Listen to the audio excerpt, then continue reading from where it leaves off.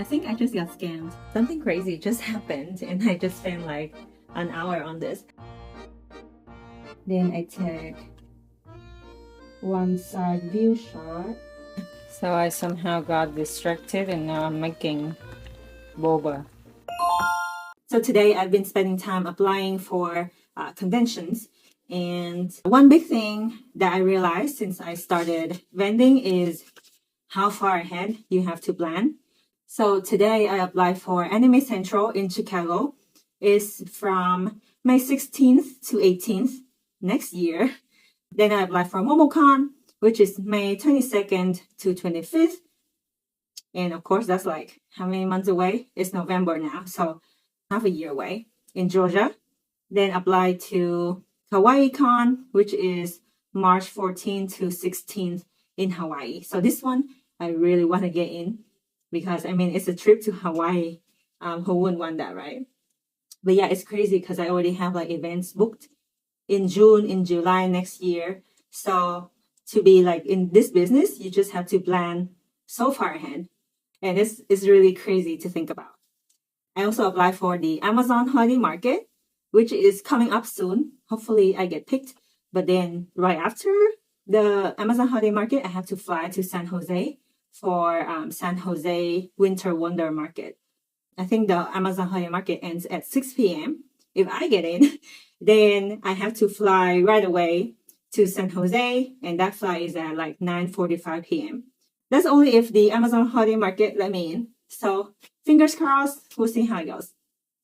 Then there's also the SAG Anime Art Contest that I applied to. I think if you win this contest, you get a free table at their SAG Anime Summer event, which is why I really want to get in. I didn't get into the winter event because it's lottery based.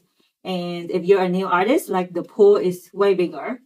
So it's just really hard to get in. And I think the only way to get in is to win the art contest. So I submitted 3 entries. Hopefully that will give me a good chance. And SAG Anime, you want me so bad, please get me in. So today my booth babe is at the Makers Art Market. It's in Alki Beach Bathhouse. I think it'll be like a small little market. It costs like $100 to get in. Hopefully we'll make back and a lot more profits, but it's raining right now, so that's why I didn't even show up. I was like, oh, you can do this event alone. I'll be here and filming my vlog for you all to watch. But he just sent me a picture of the setup. I also want to share what events I have going on this month. It's pretty packed. So next weekend, I have Don't Part on the Grass, which is like a Smash tournament at UW, University of Washington. So that's a 2-day event. And I think it costs $250 for a table, but I'm sharing the table with someone else, so it's half that. And then next week, the week after that, so on the 21st, I have the UW Makers Fair, which is a few hours. And I think my booth babe will go to that one. Then the weekend after that, which is like the end of November, I will have the Tacoma Night Market and then the Tacoma Sunday Holiday Market. So that's about an hour away from Seattle. And I don't think I've done an event in Tacoma, so kind of excited. I think it will be like a different audience. People like different things at different events. So just excited to see how that will go. Then early December, I have the Seattle Night Market, Winter Solstice. And this will be at the Magnuson Park Hangar 30. So that is going to be a big one, I think. So I'm pretty excited. The third week of December, I have the Amazon Holiday Market, like I mentioned earlier. And then right after that, I have the San Jose Winter Wonder Market. And then after that, I have the Tacoma Night Market again. And then I think that's just like Christmas season. But yes, we have a pretty packed schedule. And really excited to see how this holiday season will go.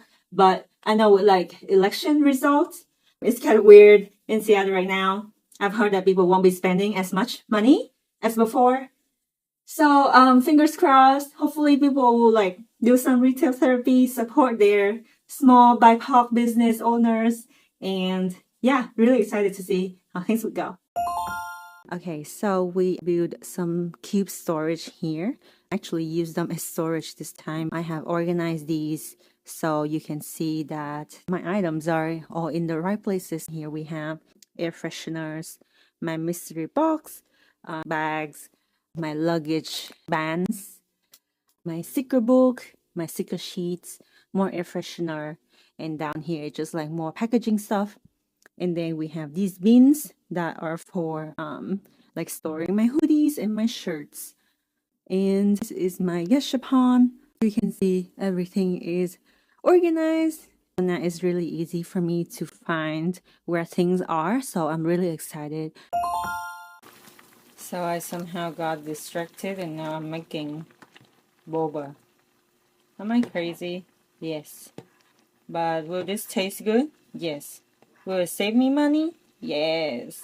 Also, I wanted to share if I've been seemingly anxious, that's because of this tea. So I started making my own boba tea, and this is really good. Lemon black tea I got from the Asian market, like up north in Seattle. And then I got mulberry jam. This is really good. I love mulberry so much. So I just mix them together. And if you know the mulberry tea at TPT, this tastes pretty similar. So it's black tea, lemon, then mulberry jam. And it's really good. You gotta try it. Just don't drink too much like me. You end up like feeling anxious for no reason. But yeah, I would put tea in like these glass jars and then I just put them in the fridge. Whenever I feel like drinking, just take them out of the fridge and they're cold, really ready to drink. So it's really good. It's at like 4 p.m. in Seattle right now, so I'm trying to take advantage of the sunlight and I'm gonna take some photos of my new enamel pins. Just ignore my mess in the back because I just traveled back from LA, but I wanted to show you all my new hat. It's my lazy bunny hat design and I love him so much. He's so cute. Alright, so these are the new enamel pins that just came in. We have a professional yapper one, stop doubting yourself, a antidepressant Shiba, and day drinker. This is me. And we also have a pointless meeting survivor enamel pin. This one is really popular because I think it's just very relatable. So now I'm just gonna go ahead and take photos. This one, get out of the way. So what I try to do is take one shot like a bit further away. Then I take one side view shot. Then I take one close up. So one close up shot, one from further away, and then one side view. So that people can see like the thickness of the pin and like how the light would like reflect. I also have like a light here that is pretty helpful. It's battery powered.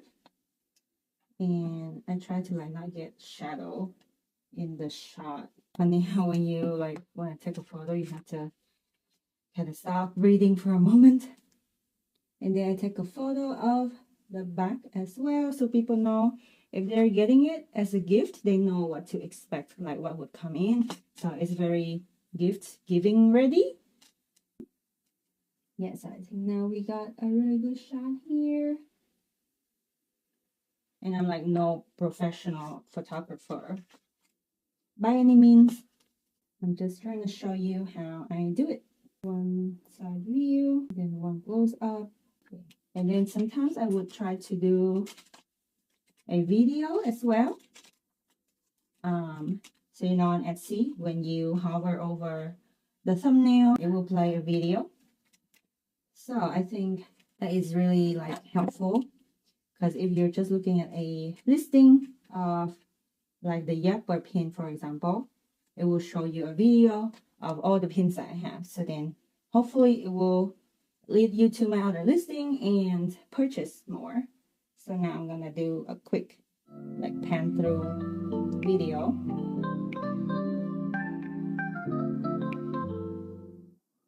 Okay, I think that's pretty cute. I will take another one just in case. And then this is my view, if you are curious. Then I wanted to show you this new hat that I got. It's so pretty. I love the embroidery.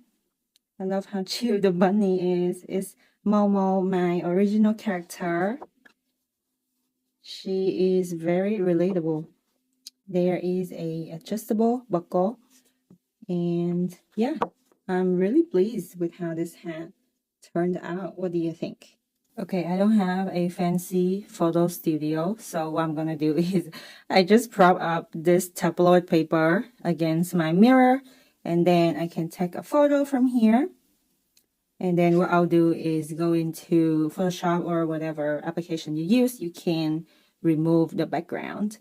It's pretty easy because the hat color and the background color are different, so it's easy to just remove the background. And I know Photo Studio on iPhone is really good at doing that as well if you're looking for an iPhone option if you don't have Photoshop.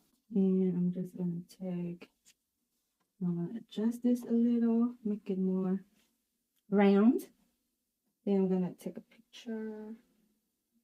Maybe I need some light from this angle. And then I will get another close-up shot as well. Then I will take one from the back so that people know it is adjustable. All right, I think that's cute. And then I want to get a shot, maybe like side view.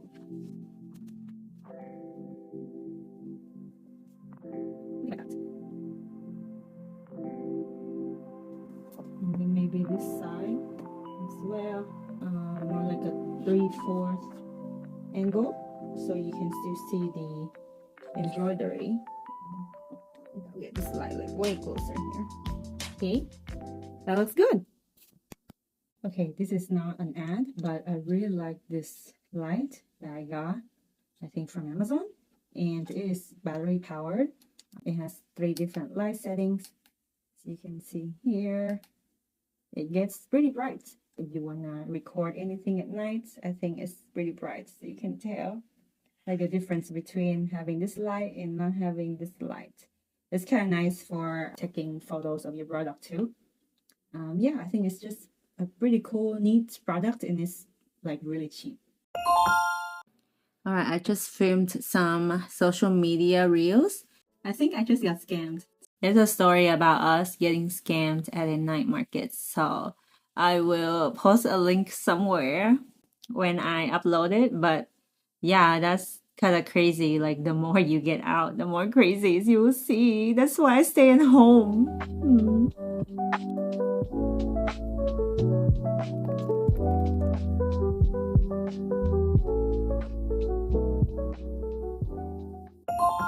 Something crazy just happened, and I just spent like an hour on this. But someone in our Discord group just messaged us saying that the booth next to them was empty today at GeekGirlCon, and so they're offering a big deal on the table. So I've been emailing back and forth with the vendor organizer, trying to get a good deal on the table because it's $300 for the 2 days. And usually Saturday is busier than Sunday. Today is already Saturday, so I think Sunday will be a lot slower. So I'm trying to get a good deal. They're trying to push for $150 for the table, but that's not a good deal, I don't think. So I'm trying to get $100 for the 1 day, Sunday. I think it makes sense because then Saturday will be like $200 and Sunday will be $100.